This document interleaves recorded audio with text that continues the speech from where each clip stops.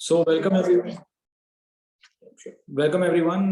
Today's webinar is about design and simulation of drones. We've been talking about a lot of subjects, but the most important subject that we as the drone industry representatives as well as the government has been pushing is on drone manufacturing. And today's webinar is about how do you ensure support and how do you ensure that you can reduce your innovation cycles using value-added softwares like ANSYS. A little bit about ANSYS before we begin the day. So ANSYS is the global leader in engineering simulation. It's the sole focus of ANSYS. And in fact, for more than 45 years, they have been consistently advancing this technology to meet the evolving customer needs. And ANSYS develops various types of engineering simulation softwares which are used to predict the product designs and then improve them and also simulate them, the behavior of those potential products that have not come out in the market yet. So to simulate their behavior in the real world, so that the cost of prototyping and the time of innovation is significantly reduced. ANSYS continuously advances simulation solutions by developing or acquiring the very best technologies, integrating them into a unified simulation platform. So it's a one-stop kind of an approach. And the platform is capable of complex multi-physics solutions. It provides system services, including high performance computing, cloud solutions to manage different types of processes and data. And by offering the best and the broadest portfolio of engineering simulation softwares, ANSYS believes to help solve the most complex design challenges and create products limited only by imagination. So that's the brief intro, and I hope anyone who's joined in today's webinar, ANSYS is not a new name for any of us. It's just that most of us have been in the entire drone manufacturing segment either in the last 2 or 3 years, or in some cases also in the last 8 to 10 years. So all of us know ANSYS, all of us know about ANSYS. Today is about their solutions and very specifically how their simulation software can help us as drone innovators, drone manufacturers to reduce our innovation life cycle as well as the cost and various other aspects involved in that. So for kickstarting the session, I would want to now invite Mr. Lallan Singh. He is the technical manager for South and ASEAN region. Lallan is the regional technical manager and has been with ANSYS over 15 years and has a broad range of experience in engineering analysis. He leads a team of experts and supports simulation activities for various aerospace systems. He's obtained his master's degree from IIT Kharagpur. I hope Lallan, you're there with us, and I would like to introduce you to the stage. Thank you. Thank you very much. Let me see if you are able to.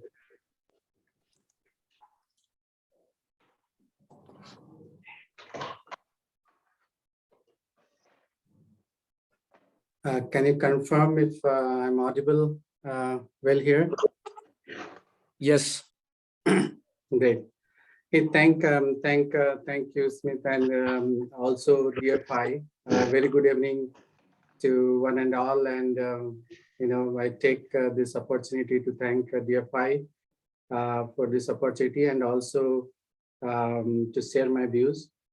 So as you were saying that the ANSYS, we at ANSYS is mainly make our living by really solving the industry problems using simulation tools and processes. And today I'll just focus upon the topic which is actually on the making the urban mobility more safe and reliable. So that's what actually I'll be discussing, and then maybe we can once I go through, we can have some question and answer session at the end. So so let's turn out that why actually we are talking about the urban air mobility. So this image, which is taken near the Silk Road, which is very closer to my house. So in the Bangalore, which is yearly this pandemic year, and by looking at this itself, we say that it's a very lean traffic for the cities like Bangalore. So it's all, brings us to the topic that what is that, the transportation equity, which is, interest to everyone here. So when I say equity, equity refers to the mainly the fairness with which impacts, benefits, and costs are distributed. So finally, transportation planning decisions are often have a significant equity impact. And it's a very also important from both perspective from the household income person as well as the business and the government expenditures. So if you look the mobility of tomorrow, which has to be the different from what both for the long as well as short distances, it could be a as a package delivery or a human passenger delivery, which we are now calling as air taxi and so on. So it's bringing a whole new aspect of the transportation that offers a lot of opportunity in these aviation stakeholders. And it's not an only opportunity to construct the green and sustainable sector, but eco space around it from the lesson which we are learning from the decades of our experience on the aviation. Again, the important portion here is that urban air mobility involves a completely new type of aircraft. It has the vertical takeoff and landing systems. It can have electrical propulsion system. It can have integrated the system, engine and the flight controls. And not the less, we are talking also the pilots less and less pilot involvement. It's more and more autonomous. So all this brings a lot of challenges toward the efficient development process.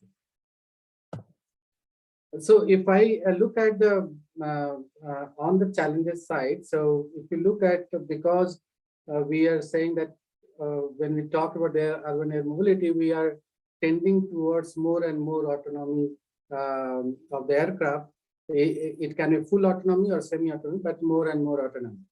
Now, because of this, there are the three aspects of the challenge which a designer or operator can face. One is the definitely safety and security under different harsh environments. It can be the second is all about the connectivity of between the vehicle and the ground station and the pilot ground control operator or the pilot operator per se. The third is all about the traffic, how you are really managing your flight path in the for A to B point coming the transportation. So this slide gives the purely represent the lay of land for this type of mobility. And if you focus here, there are two types of the vehicle which we are discussing. One is the manned vehicle, as you said, it could be air taxis, or the second can be unmanned vehicle, which can be of a used as a package delivery. So if you look at the manned system, usually manned system interact with the ground control for traffic and trajectory information, and they do have a flight, the controller or flight display, control display for all the flight information. Whereas the unmanned system, it obviously needs to talk to the ground station, but also it has to in addition to the ground station, it has to also get and receive the information from the ground pilot, who actually feeds the mission data and the control mission data for that vehicle and control their flight plan.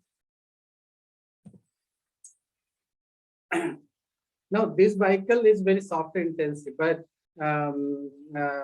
it's not that only software engineer is playing the role. It's full ecosystem. Apart from the software engineer, there are other stakeholders like a system engineer, safety engineer, the system operator, and so on. Now, all this team needs to collaborate throughout the entire product cycle, but ensuring that they are all referencing to the same data when making the decision. So that's important, because if you have a different set of information placed at a different, the silos, there can be a miscommunication about the information when you are taking a particular decision of making the product. And this is what actually brings the topic of the digital thread. So you are creating a digital thread using the digital reference model, which is actually key to success for any of this product development the process.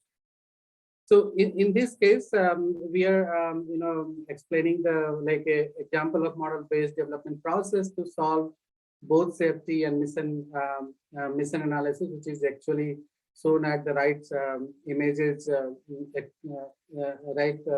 image on this slide.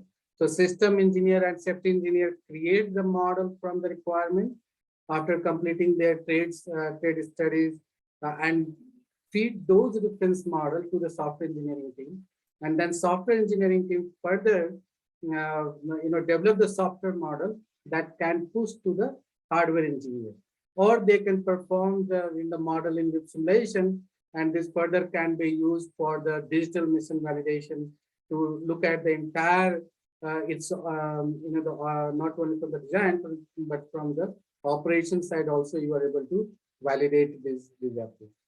And this is where ANSYS offers a full model-based approach for driving this analysis, development, certification, as well as the control, the software. So this again, this can be combined with the high fidelity and low fidelity kind of a the models, which can be used for the the quicker or the detailed accurate the information.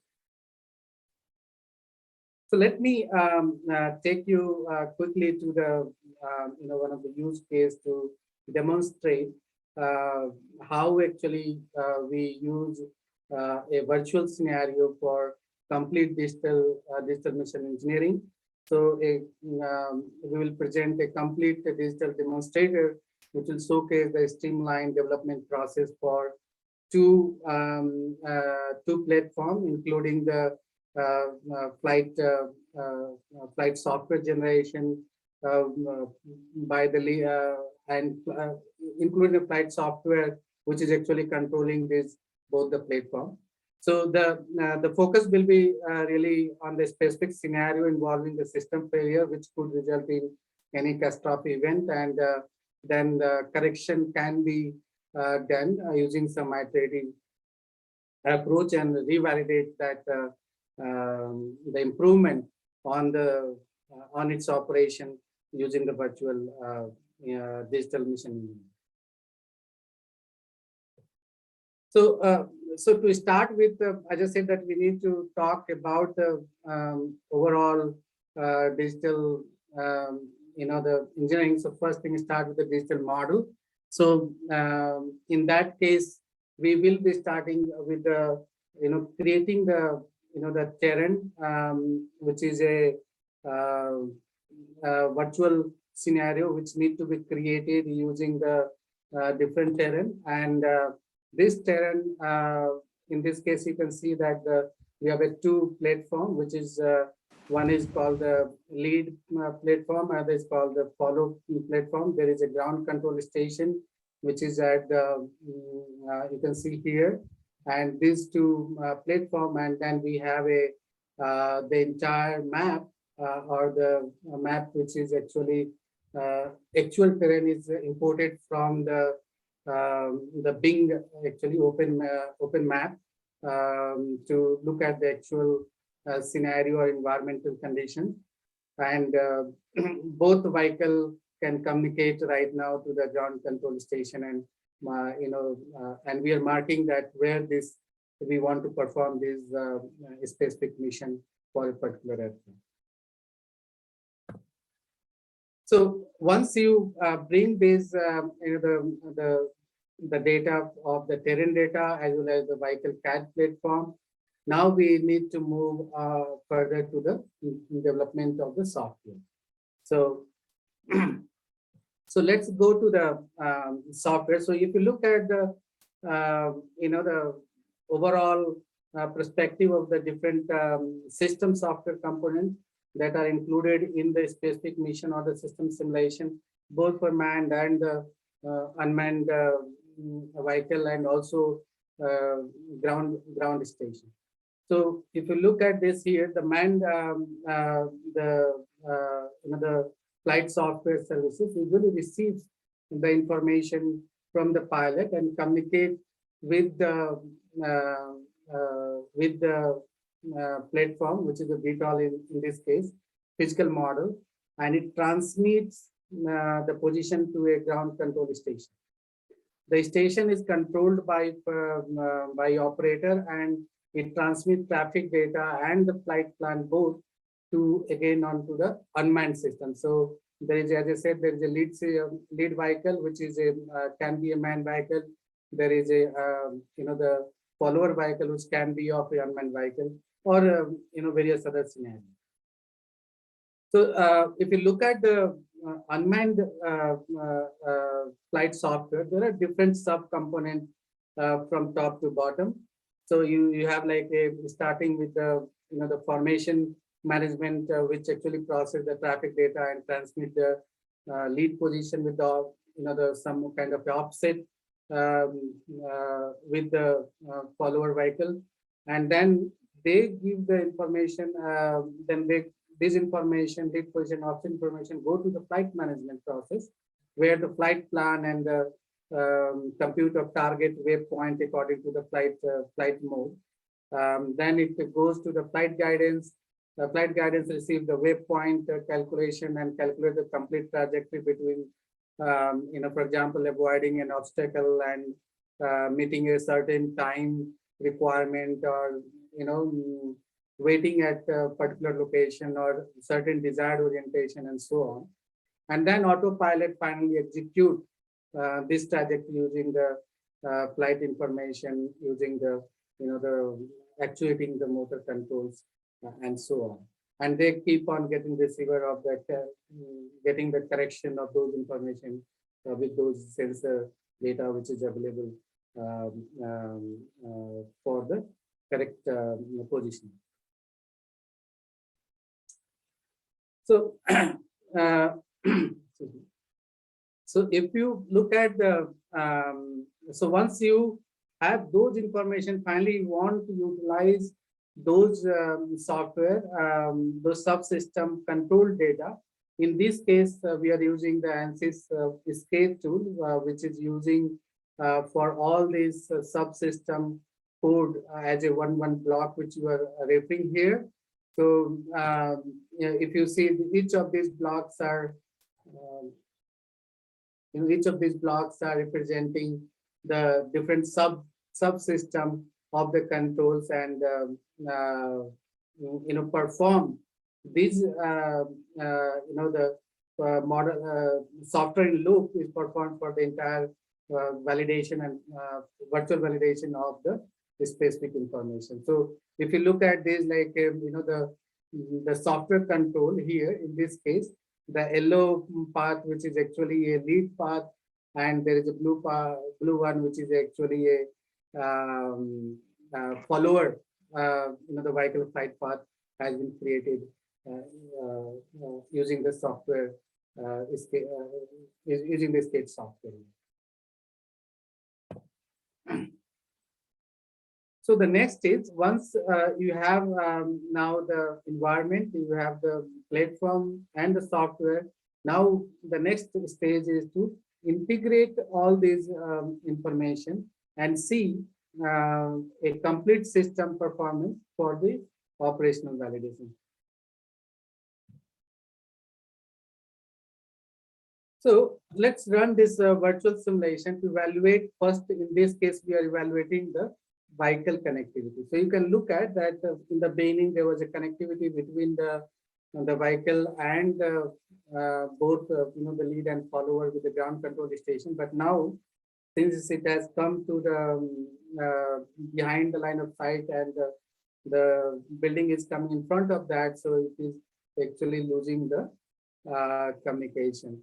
And it's not only there, but if you look at again further when it is traveling near the trees, again that is creating some kind of a loss of the communication because of this. It can be trees, it can be various any other terrain objects during your mission. In this demo, we have just considered on the connectivity, but you can, apart from the connectivity, you can also queries like a communication filtering, how actually multi-hub communications are happening, what are the jamming situation, what is the sensor coverage, you know, the navigation accuracy, or you are following a specific terrain at particular distance or altitude. All those kind of you know, the specific you know, the queries which you can do, and you can perform a virtual simulation to see that you are able to meet those you know, specific requirements, or if there is any issues. So in this case, what we saw by running that virtual simulation is that connectivity is lost in several situations. So what next to be done? So again, the same set of engineers are taking a corrective mitigation strategy. They need to plan to make sure that the vehicle is performing as required and there's no communication loss. So they can do a two, in this case, we have taken two scenarios. One is that it has to make sure that the aircraft and operator having the specific perceivability. And the second is also, please give an alert to the, you know, the lead aircraft to make sure that what is that situation, is that situation is still intact, there is a loss of communication, loss of data. So some of the display or alert need to be given for the lead aircraft. In this case, it can be a manned aircraft. Now, with this scenario, since we have all these digital, you know, the information digital in the virtual, you know, the twin or the digital models, we can do iterative and look at those design iterative design process and see whether we are able to mitigate those issues or not. So in this case, you can see the engineers took one of the decision to really add a local sensor. You know, so what actually this local sensor will do is that it will give a specific coverage for the follower, which actually trying to communicate with the lead vehicle. So this the one of the tasks was actually you know, the engineers took. There can be various other scenario, but in this case, we are taking that we are adding a specific local sensors with a specific you know, the real life sensor to see that if we can increase their perceivability of the follower area. Now we have added those you know, the sensor. Now important thing is, again, we can go back to the same digital model and we can look at that how this adding the sensor is really playing the scenario situation for my mission. So in this case, you are seeing again there's a follower. It has a very large you know, the coverage. Lead is the moment it is just joined this lead at this position, it is able to provide a quite good coverage for the lead. So there will be no communication loss between the, you know, the follower and lead. But that is all happening, you know, once the formation join and during the this thing. But if you look at the during the flight, but at the beginning there was again a some gap at the beginning of the joining or the creating this formation of both the vehicles.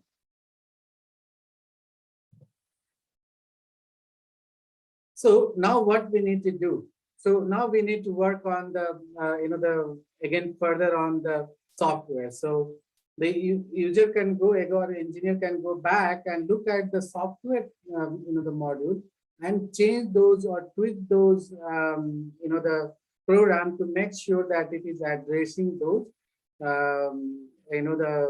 the direction of those sensors. So now you can see the moment it has come and it is halted to create those formation joining. Now it has changed its direction and is able to give the coverage from the beginning till the entire flight path. So this way we are able to provide a very good coverage, and those issues are both at the joining and at the during the flight path has been covered quite well. So you remember the first thing we were trying to check is the communication. So now we have solved the communication issue, coverage issue. Now the second, we also talked about that how actually we can give the situational awareness to the human aircraft or the lead aircraft in this case. So again, for that purpose, we can, we can add to the system an embedded flight display, which is embedded inside the manned vehicle, so that pilot can monitor the operation from the aircraft and take the right decision, right? So we can display the connection status, their position relative to the lead vehicle, and so on. So if you look at the overall scenario, so we talked about the all the three aspects, starting we started from the the entire control code generation, which can be used and tweaked based on the mission requirement. We talked about the display system, which is important to make sure that it is all the information for the flight, their connections, their offsets are well aware. And the third is you can compute all these things into a virtual analysis to look at that its operation is very successful without any hindrance. So let me summarize this specific use cases or demo. So what we talked about that, again, operational understanding, if you want to do first create the, we created the mission model, digital mission model for the safe vehicle automation. We developed the safety critical autonomy software, which is very well validated by the FAA regulatory bodies. We did the operational performance by looking at the real environment scenario and see whether it is performing using the model in loop or the software loop. We can compute and we can see that performance, and we can start tweaking using the iterative process and make those incremental changes or fast changes to make our the product much better and much meets our operational needs as well as those certification needs from the regulatory authority. I did not cover some of the aspects like weather condition studies, like wind, rain, sun positions. All this can be included in the digital mission analysis for reliable and safer operation because of the time constraint. But one can do all those realistic solutions with a specific environment condition.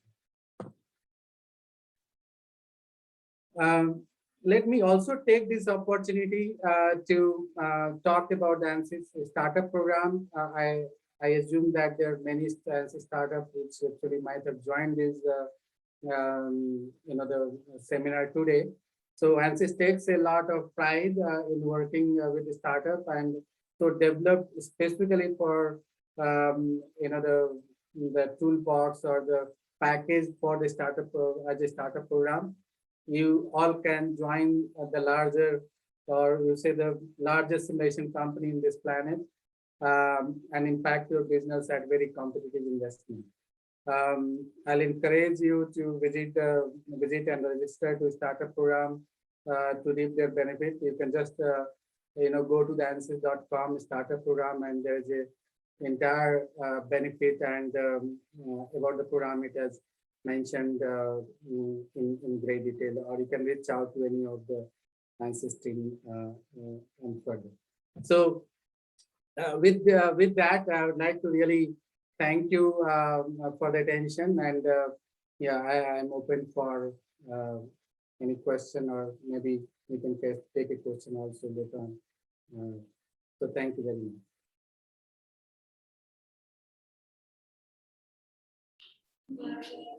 Thank you, Lalan. I hope that was a very wonderful, sort of discussion for our viewers. I believe we can take some questions at the end of the session, because we are going to have a very interesting session right now, and most of the questions might get answered right away. So for this part of the webinar now, I think I would want to bring in some industry members that we have. So we have Deepak Bhardwaj, who has joined us from IoTech World. IoTech World is a company that's building agriculture spraying drones. Then we have Siddhesh Nayak with us, who's joined us from New Space Research. New Space Research is building very famous recently for building swarm drones, and has been building various other defense drones. And we have Amit Agarwal from ANSYS. Amit, I hope you've joined us as well. And Amit, can you turn on your video and audio, please? Can you hear me? Yes, we can hear you. Thanks. Okay, thank you. Yeah. So, all right. Thanks, Deep. You can add more people to the spotlight. Probably me, Deepak, Siddhesh, and Amit. And Lalan and Amit, I believe both of you will be choosing to answer questions on the ANSYS side, right? Sure. Cool. Okay. Thank you everyone for joining. This next part of today's webinar is fireside chat. We are we have curated a list of questions, and I'm going to be asking some very direct questions to all the people who've joined with us. Siddhesh, I hope you are there too. Yeah. Okay. So my first question to Siddhesh. Siddhesh, first of all, thanks for joining us on this session. I know it's closer to Diwali kind of a mood with everyone, but thanks for joining in. Okay, so Siddhesh, why don't you tell us about your startup a bit, and what are you doing, what products are you building, what sector are you addressing, and what's the focus area? So some brief overview, please. Definitely. Thank you, Smith. Good evening, everyone. Good evening to our friends from ANSYS and other members from the ecosystem as well. Now, I'll just pick up on the thread that sort of Smith mentioned in terms of us bagging the swarm drone order from the Indian Army. So one of our key areas, key capabilities that we've built over the last 3.5 years is towards swarm drones. And the way sort of to categorize this currently, our multi-copter swarms are in production. These are something that are well tested out systems, something that's already been supplied to the end user and currently in field being used by the end user as we speak. That's one of our more better known programs, but there are a couple of other programs apart from the multi-copter swarms, which is a program called HAPS. This is our flagship program. Now, HAPS as an acronym here really stands for High Altitude Pseudo Satellite. High altitude because of the fact that this is a solar powered aircraft that's going to fly at 20 kilometers. Just to put things in perspective, our commercial air traffic, the Indigos and the Air Indias of the world fly at about 10 to 11 kilometers. So this is much above, cloud cover, much above what the operational altitudes for these commercial aircrafts are. Pseudo satellite because, and typically when we talk about UAVs or drones, we talk about endurances of minutes, hours, in some cases days. But with the HAPS platform, we're talking about endurances of a couple of months altogether. And this could range from anywhere starting from 3 months to 6 months all the way up to a year, as the battery technology evolves over the next few years. So again, with respect to that, we're currently building our first technology demonstrator, which is slated to fly in a couple of weeks from now. The follow-on technology demonstrator in this program is something that's partially funded by MOD, by Government of India through their IDEX program. And this aircraft will again demonstrate certain part of the stratospheric flight and operations there. The third and one of the most foremost strategic programs is an air-launched flexible asset, which is an air-launched UAV program. This is something that we're working with in conjunction with HAL, where a host of sort of a different array of host aircrafts could be used to deploy these tube-launched UAVs to again carry out multitudes of operations. So this is again something that we're working very closely with HAL towards realizing this program. And also this program, again, a certain aspect of this is partially funded by the MOD and is also something that's mandated by one of their IDEX programs. So largely in terms of sort of the products that we do, HAPS is one vertical, multi-copter swarms is second, and third is the air-launched UAVs. Majority of our work in the last 3 years is sort of around these programs, and a couple of other programs again, which are still not out in the public domain. But that's sort of the work that's going on at NewSpace. Thanks, Siddesh. Now on to Deepak Bhardwaj. Deepak ji, why don't you tell everyone what you've been doing and what's your company all about? Thanks, Smith. And first of all, I will thank you for organizing such a wonderful meeting with ANSYS, because you see in our country, everybody talks a lot about developing the ecosystem and all, but this is the root problem. We don't have that thing in us. So forcing such things is very important actually in our country. So as far as we are concerned, we are iTech World Aviation Private Limited. We are a company which started in 2017 in Gurgaon, and we are majorly into agricultural drones. Then we are in geospatial drones. We use the sensors like LiDARs, we use hyperspectrals, we use multispectrals also. And we are into surveillance also. We are supplying surveillance drones to defense, to police. These are the three major segments in which we are working, and the upcoming will be heavy drones. And we are basically into agricultural spray drone, and we are working very closely with Ministry of Agriculture, Ministry of Civil Aviation, and we are working with CIB and RC also. So we are working to develop the, you can say, infra in terms of policies. Like everybody knows that spraying by drone was not allowed. So we worked closely with the Ministry of Agriculture, different agriculture universities. Then we worked with IRI, ICR, and now the policies are in place. And thanks to DFI also, we got huge help from DFI. And in geospatial, our LiDAR drones are being used for surveying in greenfield projects, in transmission lines, in highways, many places. That's about us. Thank you. Thank you, Deepak ji. So we'll come back to Siddesh for the next question. Siddesh, what are your views on the recent drone policy? How is it going to impact the drone and the UAM industry? So I think it's right at the outset, it's definitely a step in the right direction. It's sort of correcting again some of the other policy decisions that were taken up a few years back. So I would say the way we see this policy, it's a step in the right direction. It sets the agenda for this to evolve to putting in more safeguards and so on. So that's sort of a one tick mark there. In terms of how it's going to impact, I think some of the results or impacts is something that we're already seeing out there, right? The multitudes of other companies, other startups that are sort of venturing into this space. There's funding, there more funds from investor community, something that's getting available. So I think there's a good impetus that this policy has given to the sector in general. And I think that there's just good things out there that are going to come in, that we're going to see in the coming days. And it's definitely a step in the right direction. There's of course a lot of things to be done in terms of better defining that and this to evolve to the next level. But a step in the right direction. Thanks. And Amit, my next question to you: how do you foresee that ANSYS is going to try and leverage this drone policy launch, and any thoughts on that?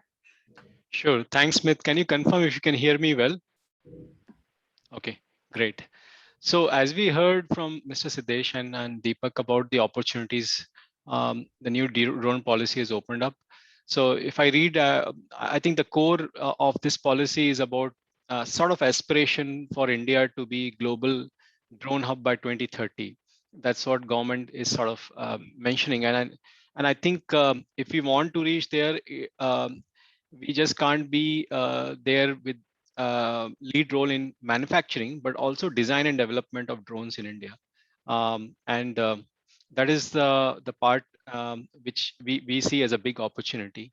And again, if the players in this field have to win that race, it's about tackling different levels of design complexity, which has not been there before, and also demonstrating the safety of system in its operating system environment. And we just heard about the complex operating environment from Siddesh. So we believe that simulation has a significant role to play in design, development, and operations of drone. And also at the same time, there is evidence from market research surveys that simulation can help deliver up to 9 times reduction in development time, 4 times reduction in overall product cost versus processes which are purely based on test.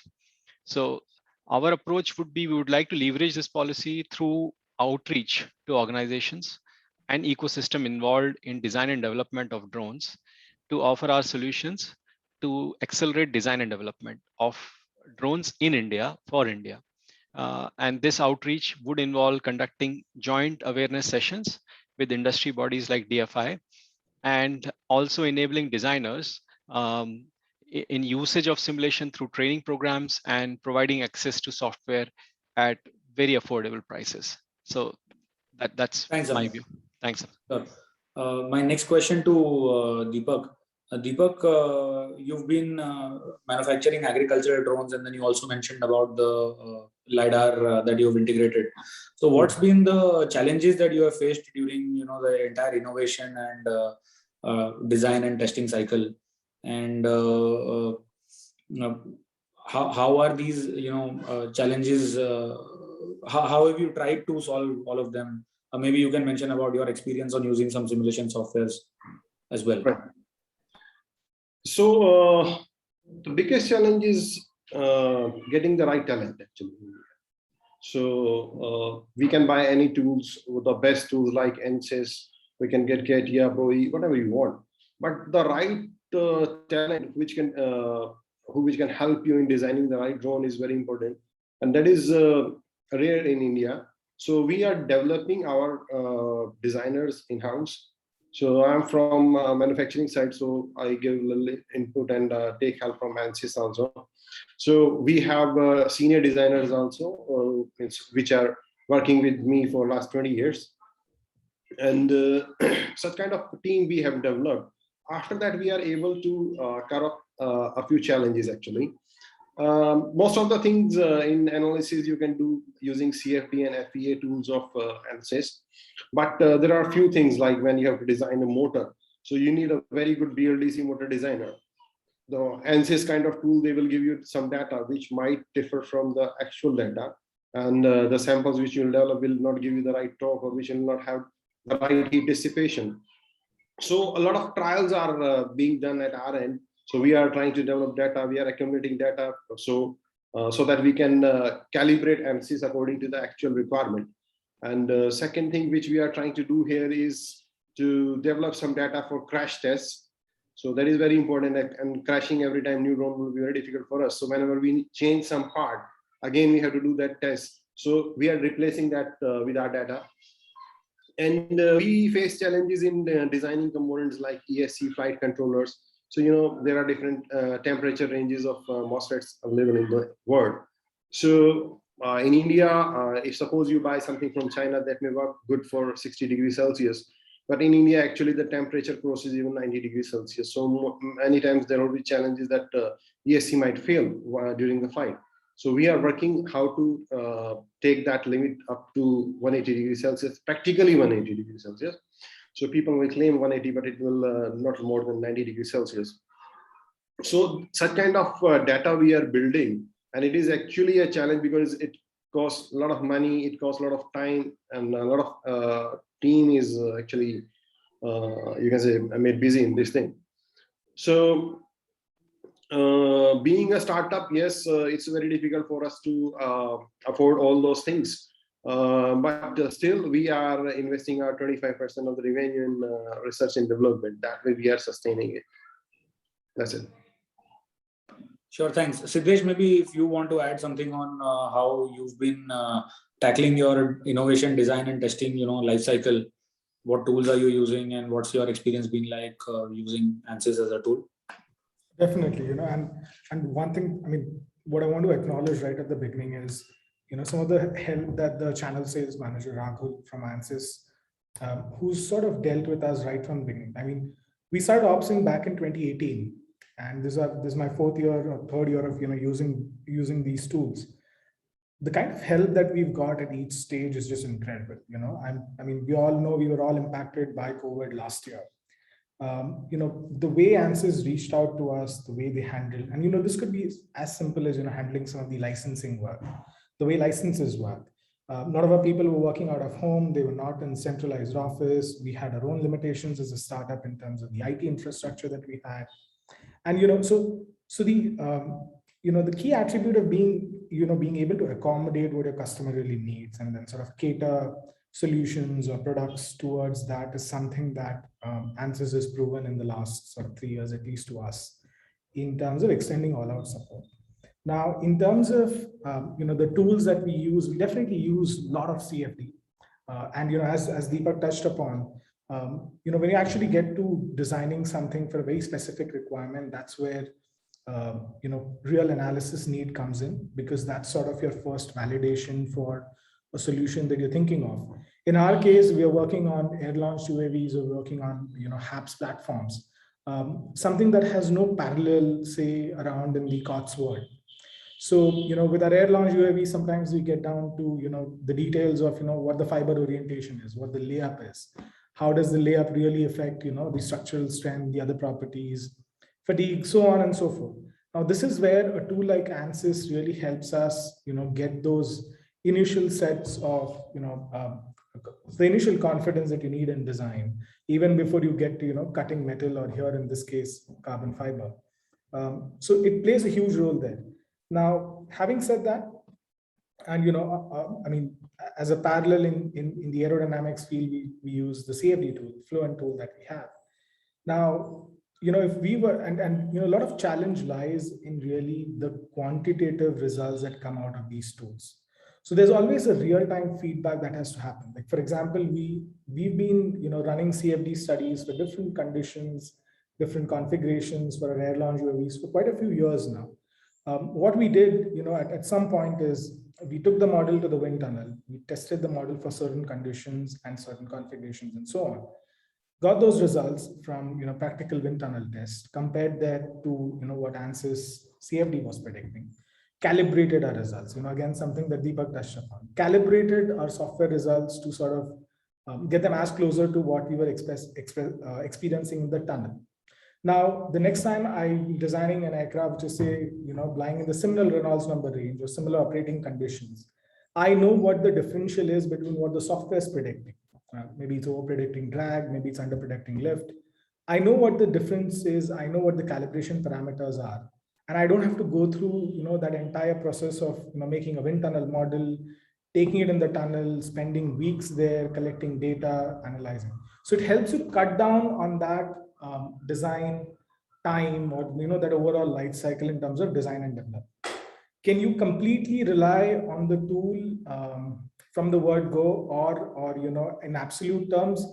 I think that'd be a little sort of over exaggerating the capability. But if you use the tool in the right form and manner, I think it's just amazing advantages, right?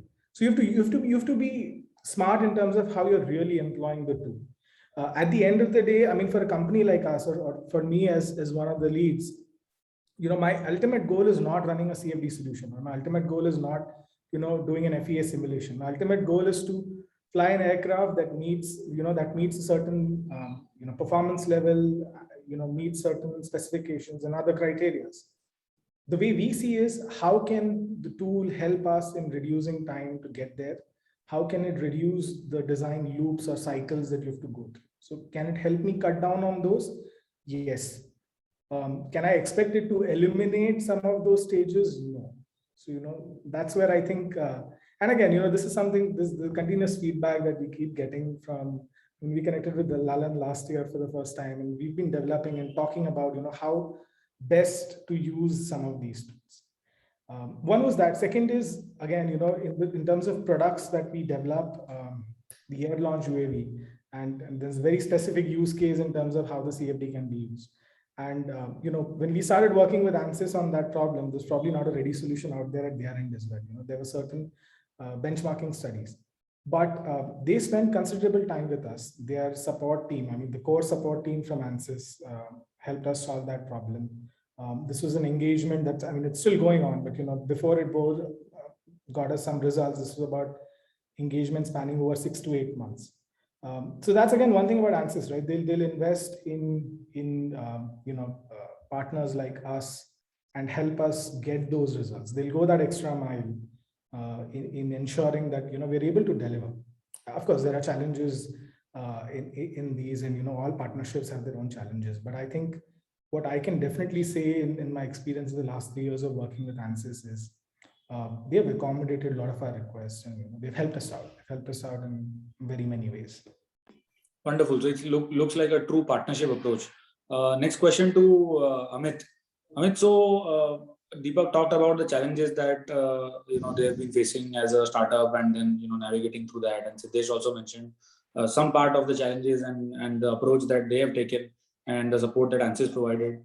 For any startup that wants to sort of work with ANSYS, what is the approach that you take, and how do you go ahead and support startups? What's the strategy around there, and what support do you provide? If you could just let everyone know more on this. Sure.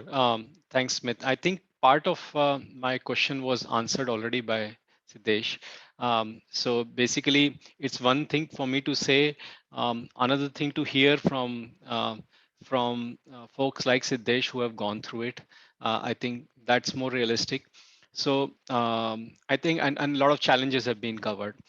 So let me first answer what you asked, and then I would like to share a couple of aspects on challenges which would be worthwhile. So for us, working with Deepak, Siddesh is like a partnership which starts and goes for multiple years, and it's about enablement first, which is where we show how we have seen simulation contributing to design and development. And as rightfully said, it's a tool for which is in the hand of designer. It's not a black box. It's not a push button science. It is something which a designer can use to accelerate design and development.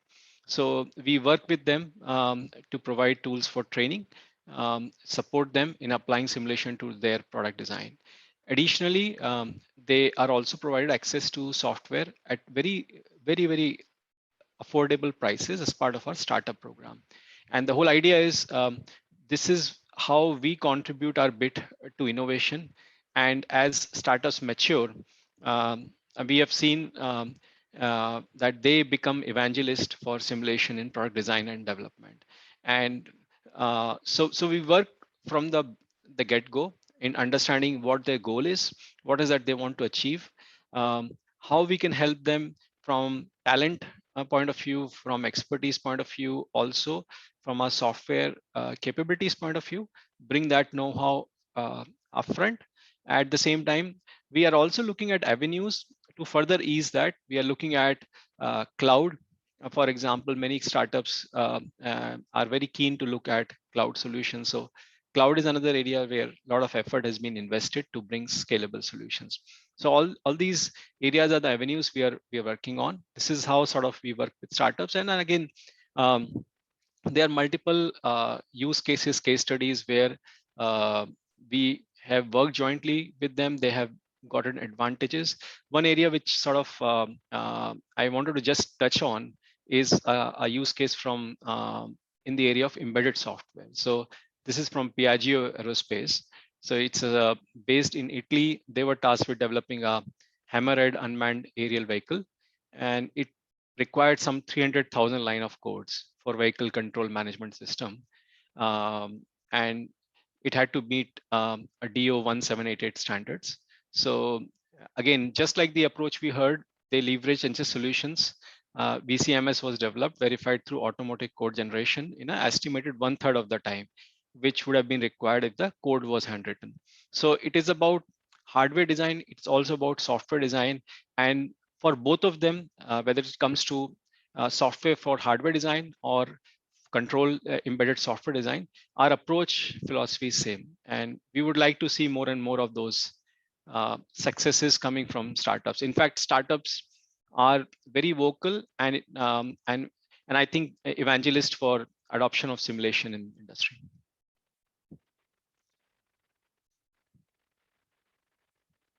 Okay, thanks, Amit. So next question to Siddesh. Siddesh, you talked about the entire role that ANSYS has played on the reduction in the entire cycle of innovation and how it helps. Obviously, you did mention that it cannot do 100% of the work, but then saves the crucial reiterations that a typical company would go through.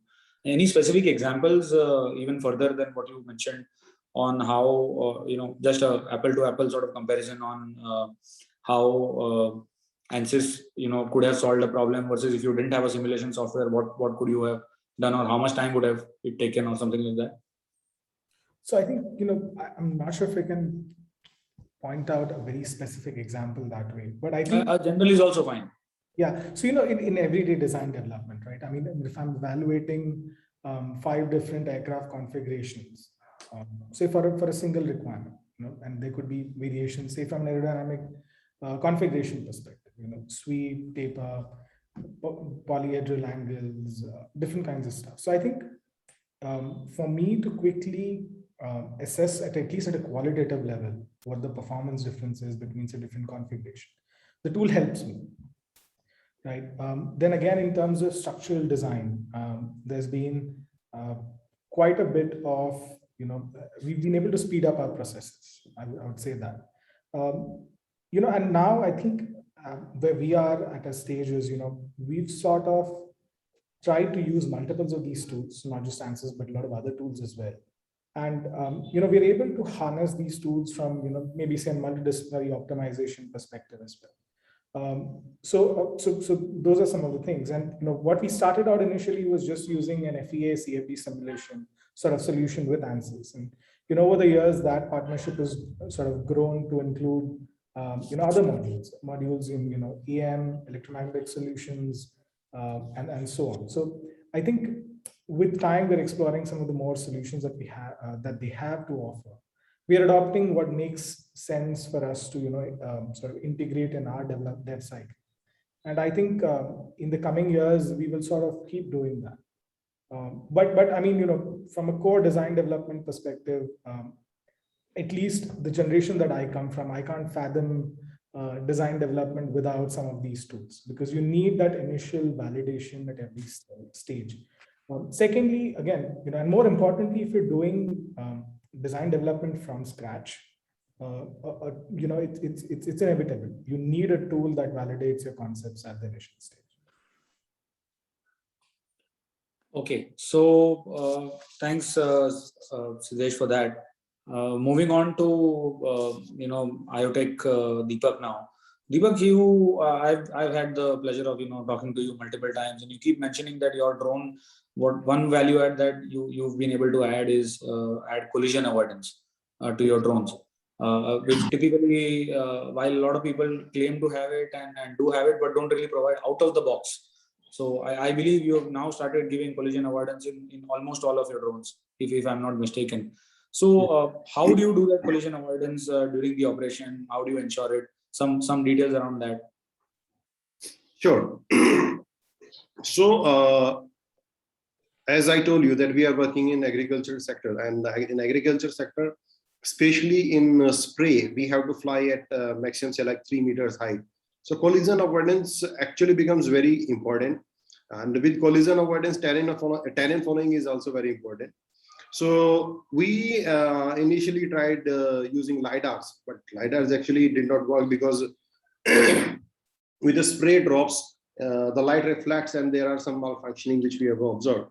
So later on we moved to radars, and now we have developed radars ourselves, and we have made the firmware so stable so that using radars you can detect even a 5mm wire in the field. And if there is any wire, so drone will stop, it will reroute itself. And there is no, actually practically zero chances of collision. And similarly in terrain, so you see in Indian farms, there are different kind of crops and there are different kind of small pillars, big pillars, tractors, whatever standing in the field. So there is huge risk of collision because of something lying on the ground. So that thing we have covered up using our terrain following radars. So right now we have almost 50-60 drones flying in northern India, and in all the drones it is working very well. And we try to control it. Actually, there may be chances that radars may fail. So we have put some extra checks for it. So like when the drone flies, there are pre-arm checks. So that way you can check whether the radars are working or not. And it has fail-safe features also. Suppose it fails because of anything during flying, it will come back. The drone will come back. It will not fly and move on. And the third thing is the operator, it can check the status of collision avoidance and terrain following on its GCS. So it can check what exactly is the capability it is using right now. So if he sees that it is not working as per the limits, he can also bring the drone back. So that way we ensure that the radars are working very well and terrain following and collision avoidance are working as per the requirement. That's it. Thanks, Deepak. I think most of the people who are listening now are all going to put radars and they're going to try, utilizing that. Good that you are sharing all of these insights as well. It will not just help, people, but they probably will be your potential competitors. So good. That's a very, sort of proactive. If somebody needs our help, we are ready to help them. Wonderful.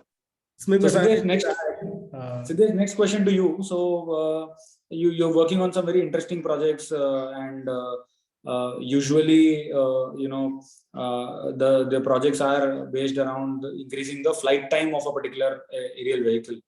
So the HAPS one that you talked about also, you're saying that while people are trying to build drones that are flying for a couple of hours, you're trying to do it for a couple of months. So what's the usual trends on increasing the flight time of a drone? What direction are you seeing people taking and going forward? Definitely. Thanks, Smith. That's a great question. I'll come to that in a bit. I'll just touch upon your earlier question to Deepak. So the way I see that problem, there's collision avoidance and there's obstacle avoidance, right? When you fly drone swarms, which are 50 or 75 in numbers, and in very close, densely packed, sort of collaborative manner, collision avoidance just assumes a whole new definition altogether, right? One of our USPs is to handle that challenge. How do these swarm elements carry out whatever collaborative tasks that they're carrying out without simply just getting into each other? I mean, every other problem is sort of secondary at that point.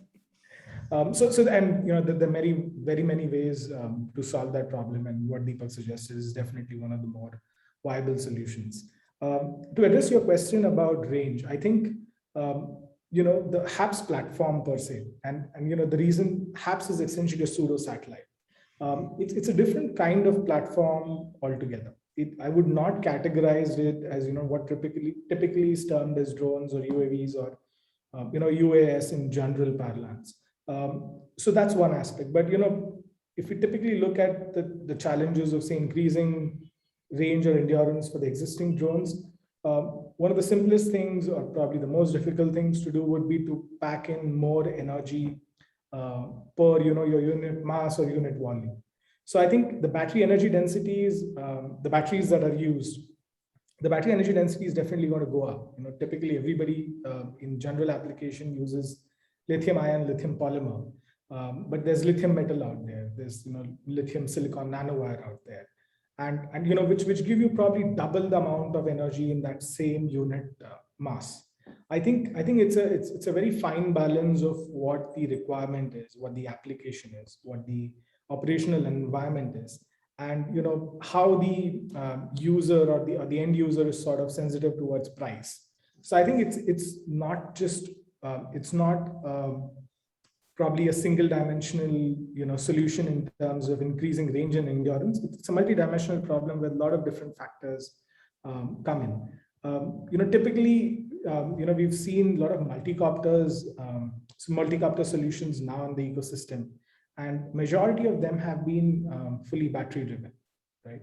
One of our sort of initial forays into these kind of solutions were to use hybrid systems, which for the same weight class give you endurances of 5 hours, 5 hours, 5.5 hours plus, again in certain very specific conditions. So exploring more power or energy sources, being smart about how they're being employed for different sort of missions is where the key lies. Because there's only so much that you can improve in terms of the motor efficiency, in terms of what you can extract from the propulsion system or your avionics systems at the end of the day. Wonderful. So thanks, Siddesh and Deepak, for sharing those insights. We move on to now again. First I'll put this question to IoTech, Deepak, and then maybe Siddesh you can reflect upon. So Deepak, you've been a startup, and mostly startups are looking at in India we're very famous for Jugaad, and then we are always over optimizing and over optimizing our funds and over optimizing our resources. What made you choose tool or a platform like Ansys? So what's the decision, key decision? Okay, I want to I need this tool and I'm ready to pay for it. What was your trigger? So you see, the main thing to be a drone company in India is that you need to design your drones yourself, and you cannot be dependent on China kind of country. So last year, you see, when we started our business in 2017, actually, that time we designed everything ourselves. We outsourced that to China because there were no good manufacturers here, and we did not have enough fund to develop those things in India. So forcefully, we did not have any choice. So we outsourced everything to China. So in 2020, when this Corona hit and we were working on low cost in Rajasthan, so that time we faced huge challenges in importing batteries, importing components. So that time we decided that it cannot move like this for a long time. And our team took the decision that we will raise the funds and will make the manufacturing setup in India. And in 2021, we raised around $5 million, and now we are setting up a setup in India. And you can say 90% of the important components will be made in India within 1 year. And the facility is getting ready in Gurgaon, and I will invite DFI also to come and see how we are making motors, propellers, frames, everything in India. And this was the reason, actually. We do not want to be dependent on other countries. If somebody is making something very of international quality in India, we'll definitely like to work with them. But we want to reduce our dependence on import, because there are many challenges in import, and which will keep on increasing and increasing. And the second thing is the government initiatives. Actually, if you see, a lot of government support is now coming in, like they are giving subsidies, they are giving incentives, and everybody, they are encouraging us to develop the products in India. And our team actually is a manufacturing team. You see, everybody in our team, us. So most of 90% of the people are from manufacturing side. So it is our core competency also. So there is no reason, if we have money, if we have reason, then why should not we make in India? So that actually triggered us to go with the Indian manufacturing sector. Sure. Thanks, Deepak. So typically, reducing dependency on imports, moving towards manufacturing more parts of the entire product is and obviously, as Siddesh mentioned earlier as well, when you want to design more components, you have multiple iterations. You want to ensure that you do it in the much faster way, and you don't create too many prototypes and all of that. Siddesh, what about you? Where you've been using it for about 3 years, you said now. So what was the first trigger? Why did you think of, taking ANSYS as a platform, as a company? What was the trigger for you? Sorry, I was muted. So, again, great point to sort of touch upon. When we started out, in 2018, and we were looking out for certain similar solutions, I think ANSYS was the only sort of solution provider which supplied something like a startup bundle. Now 3 years from then, a lot of people have sort of caught on to that idea, but I think they're the ones who brought this at least to the UAV ecosystem back then. So a lot of credit sort of goes to the ANSYS team here, and Rahul, the sort of my counterpart in ANSYS, who I was dealing with back then. So that was one aspect. Now, capital acquisition or acquiring a tool is sort of first, or the probably first few steps of the entire journey. I think what is more crucial is the support that is sort of offered with the tool, after you procure. And the reason year after year we've gone to ANSYS towards that is the stellar support that they've offered to us. Now, does stellar support here really mean, has it been a smooth journey? Like, I raise a query this evening and somebody talks to me at 8:30? No, that's not what I'm talking about. What I'm talking about is being persistent. If we are being persistent in finding a solution to a given problem that we have at hand, how is the support team involved? They are as invested and as involved in the process to find a solution. So I think that's what stood out for us. The tool was one aspect in terms of availability at the price segment that they offered to us when we were in our initial days and just starting out. Second aspect is the support. And we have engineers at our end who, with 10, 15, 20 years of experience, who probably don't need to know. I mean, the support required is not in terms of how to use the tool, or Amit mentioned it's not about clicking buttons around, but how to best employ the tool, the settings, the different solver settings that you do, meshing and so on. So, and this is sort of a very close interactive process, right? I mean, this morning we had an interaction again in terms of how we could improve the way we are doing meshing, for example. And even after 3 years of doing this in and out, the ANSYS team does have inputs for us, which we of course take back, implement, go back and tell them, hey, this worked for us, this didn't work for us. Is there anything else that you can suggest that we can probably do?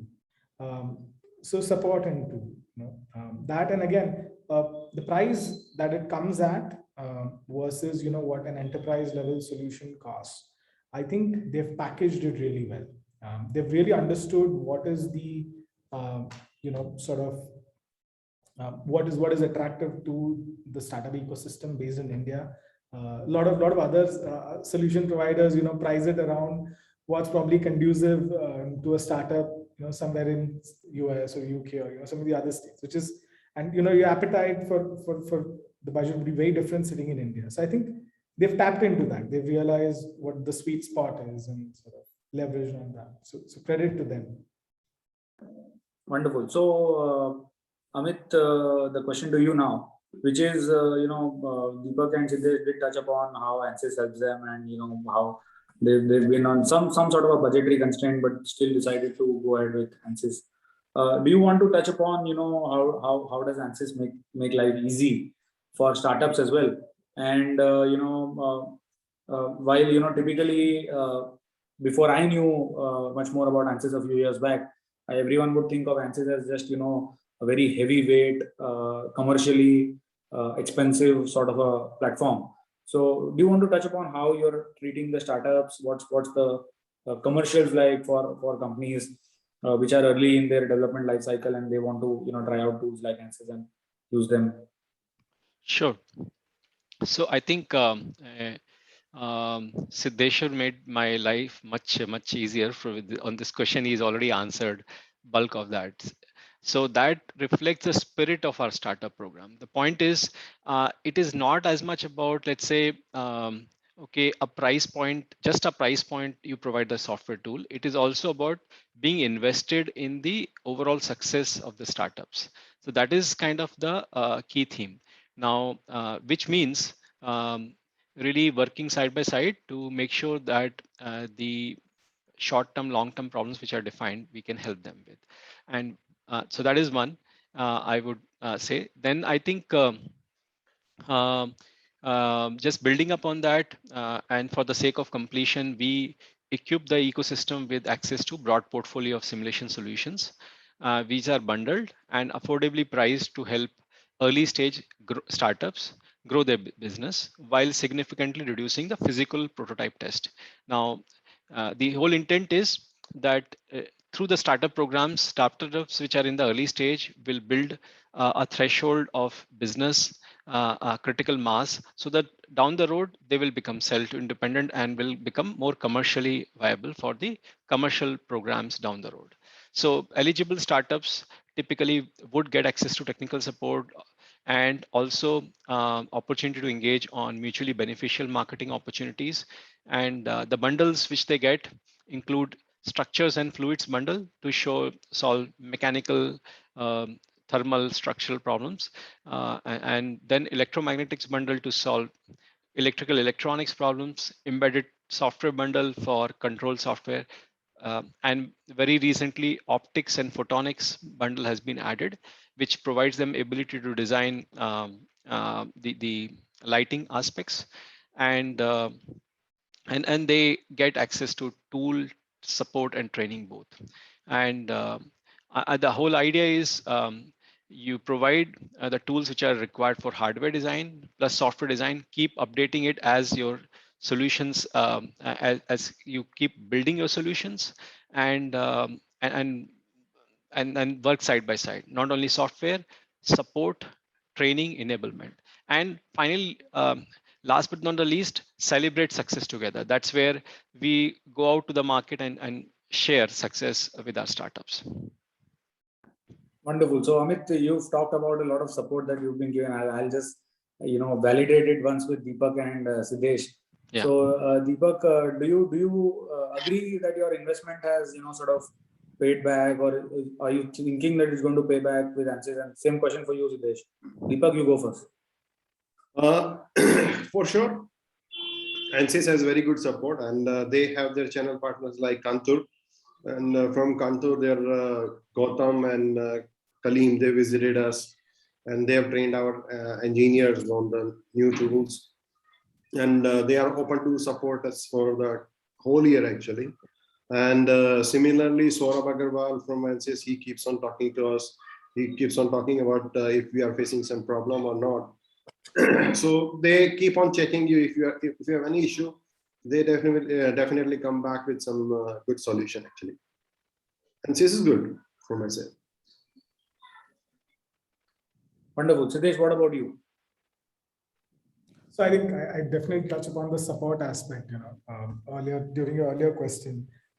Full marks to support, and the way I see it is, not sort of redressal of some question in a time-bound manner and all. I mean, that's definitely one metric to evaluate support, but I think, and we probably, got the best of support from ANSYS, and I'm not sure if that's something that's extended to everybody else, but at least my experience is it was great.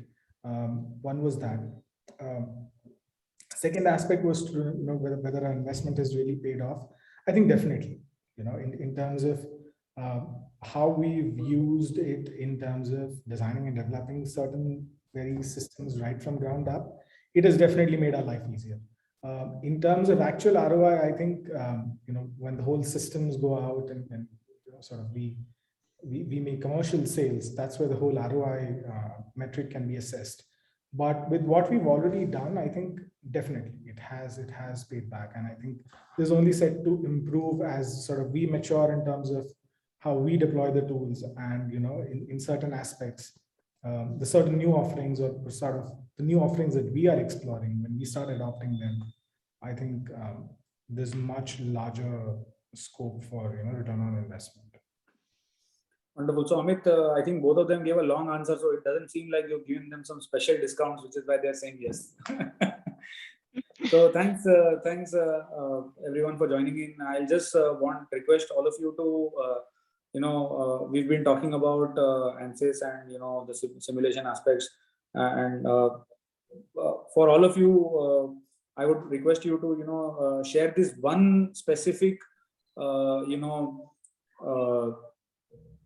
summary that you want to give to other people in terms of how people should look at simulation, whether they should look at ANSYS or not. But what's your summary statement on ANSYS or simulation softwares and their role in terms of the manufacturing ecosystem? So Deepak, you go first, then Siddesh, and then maybe last one.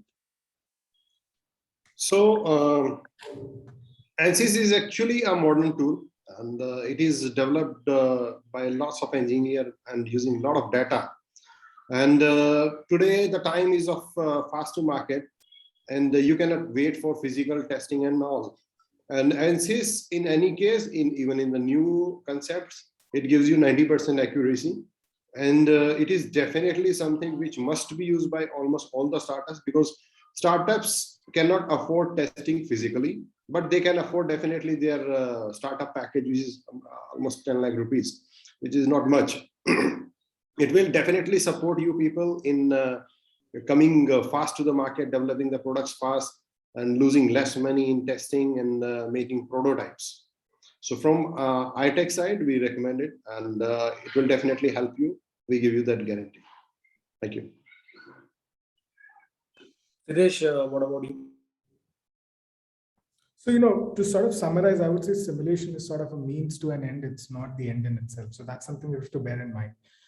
It cannot help you eliminate testing altogether, but it definitely helps you cut down on the dev process by cutting down the number of, say, maybe design test cycles. And that's sort of statement in general for simulation altogether.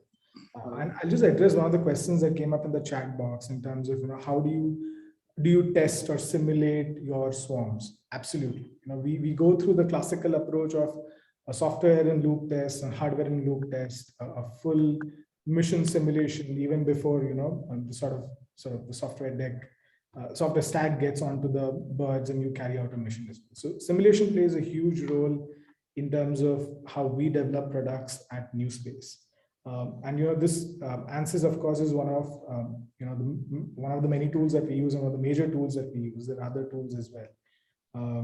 But our experience with them has been fantastic in terms of the support that they've offered us, in terms of how the tool has been able to help us in terms of designing and developing some of these very niche, unheard of sort of solutions to very potent problems that the end user has at the moment. So I think, in true sense, they have been enablers in the ecosystem. And I don't talk about 2021, I talk about 2018 when we started out, and I talk about 2020 in terms of, the support that they extended to probably not just us, but everybody in their ecosystem when COVID happened, lockdown happened, people were locked out of their offices and so on. So definitely, I would definitely recommend everybody out there to sort of at least check out their tools and, engage with them. And they have a fantastic team. Lalan, Krish, Rahul, Amit, of course. These people are out there to help you. So I think you should reach out and see how best they can help you. Siddesh, either you're very happy or your license is going to expire soon. That's one of the two. We just renewed our licenses. So you've got some special discount, I believe. So, okay, moving on to Amit. Amit, any last thoughts for everyone? Just before that, I hope everyone's questions have been answered. In case there are any more questions in the next 1 minute, probably, I'd request everyone to put them in the chat box. This will be the last part of the webinar. After this, one very important thing, we are going to be launching a poll. So any of you, if you're interested in, speaking to ANSYS or knowing more about ANSYS's products, or you want the ANSYS team to reach out to you, especially, the very attractive startup program, then please do fill in the poll so that we are able to reach out to you. Amit, the last word on you. So yeah. If you just allow me to add one more sentence. Sure. It may come across that, everything at every point in time in this partnership, it's been hunky-dory and, everything is been perfect. Let me tell you, no, it's not, right? I think in every relationship, every partnership, both parties have to sort of work towards helping each other out and sort of, achieving seeing the bigger picture and achieving the larger goal. I think that's what sort of, that's the message that I want to send out, that ANSYS will sort of work with you and try and solve those problems. I think that's something that stands out. It's not like everything works all the time. We don't live in a utopian world. Thanks, Siddhesh. Thanks for that last one. Amit, Yeah, so over to you. thanks. I think very nice messages from both Deepak and Siddesh. Only thing I can add is our viewpoint of startups. We see startups as evangelists for innovation, for design and development. And I think more design and development happens locally, indigenously. It's more success for us. For us, at the core, more design, more development, more use of simulation upfront in design is a success for us, a success for simulation. And that's what I would like to say, that the true success for us lies in success of our startups and right use of simulation in their product design and development. When I say right use, there's no one approach which works. Some places you may require more testing because testing gives inputs to simulation. Sometimes you may require testing to guide it. It is not one way or the other. As Siddesh mentioned, it is they go hand in hand. The whole idea is how can we accelerate the whole design development cycle and allow designers to explore a lot more design points, come up with more robust designs. Thanks, Amit. For everyone, I have sent out a poll. Just few click, you can answer. Any one of you who's looking at the ANSYS team getting in touch with you or looking at answering, some queries, I believe, with all of this experience, we now know that even if you have some basic queries, you can reach out to ANSYS and they'll be very proactive in supporting you.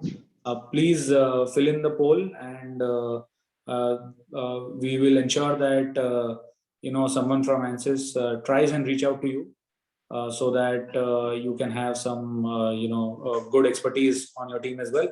In fact, my summary of today's session has been that most of the support that ANSYS is providing is much more technical and much more detailed. So the benefit here is that if I am running a startup and I feel that I need more technical help, that's also where ANSYS will probably come in and give support and fill in the knowledge gap that probably I don't even know about. So how do I go ahead and try and solve a problem, the direction to which or the solution to which I don't know anything about. So I think that's also one thing that people should consider. We've been talking a lot about the support that ANSYS provides, and Siddesh and Deepak both mentioned how the team comes in and trains and all. This is one thing that probably we all of us should know, that in case you don't know an answer to a question is also the point where the team can step in, and that's also much more valuable. It literally becomes like ANSYS or a representative from their side will become a virtual teammate or a virtual team member, so that you can get all the help that's possible. So yeah, any people who've been waiting to fill in the poll, now is the time. We have another 30 seconds for the poll to get completed. So do poll in, and thanks, Siddesh. I met you for the first time, but thanks for joining in today's session. Deepak, likewise, always a pleasure to have you over. Amit, great meeting you. Lalan, we've been speaking since quite some time. Let's ensure that a lot of drone companies and drone startups start using simulation softwares and get the value out of it, so that our entire cycle of innovation and research and testing can get reduced, and we have a lot of time as well as resource optimization that we can do. So okay, that's it for today. Thank you everyone for joining in. Thanks. We're looking forward to ensuring that we bring in more such sessions to you. We'll bring in some more partners, some more industry experts, industry supporters to the Drone Federation of India. And one last thing, on 13th and 14th of November this year, we are hosting our annual conference. And some of you know, some of you don't know, there's going to be a very interesting chief guest this year of the event. So tune in. We're going to launch the guest list for the event as well tonight. So do visit our website and try and find the guest list and do register. This is a physical event happening in New Delhi. I would request everyone to just book your tickets and be there. It's going to be crazy. Drone industry cannot go beyond this. So that's what I wanted to share. So thanks everyone joining in. Until next time, it's a goodbye.